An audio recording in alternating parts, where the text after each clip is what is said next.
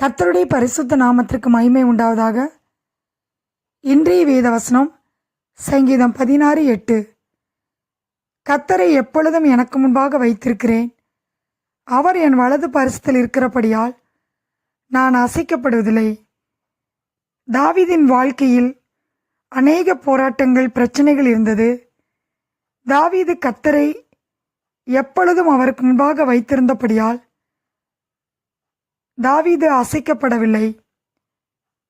நம்முடைய வாழ்க்கையிலும் நாம் கர்த்தரை எப்பொழுதும் நமக்கு முன்பாக வைத்திருக்கும் போது நாம் அசைக்கப்படுவதில்லை.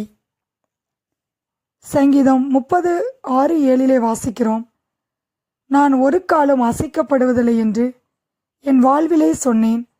கர்த்தாவே, உம்முடைய தயவினால் நீர் என் பர்வதத்தை திடமாய் நிற்க பண்ணியிருந்தீர் என்று தாவீது சொல்லுகிறதை பார்க்கிறோம்.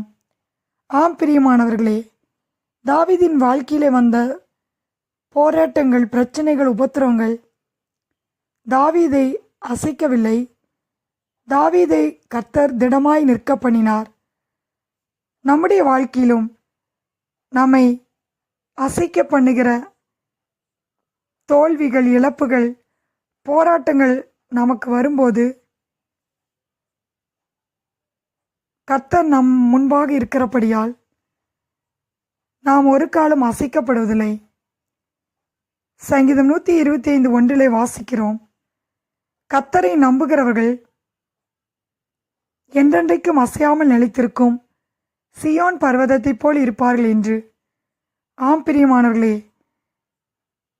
நாம் கர்த்தரை எக்காலத்திலும் நம்ப வேண்டும்.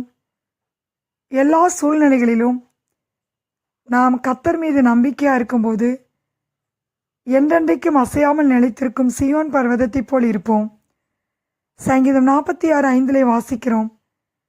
தேவன் அதன் நடுவில் இருக்கிறார், அது அசையாது. தேவன் நம் நடுவில் இருக்கும்போது நாம் அசைக்கப்படுவதில்லை. நம்முடைய பிரச்சனைகளிலே,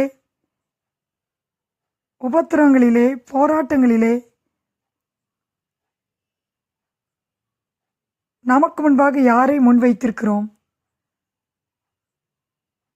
நாம் கர்த்தரை எப்பொழுதும் நமக்கு முன்பாக வைத்திருக்கும் போது நாம் அசைக்கப்படுவதில்லை. சங்கீதம் 16:8 வாசிக்கிறோம்.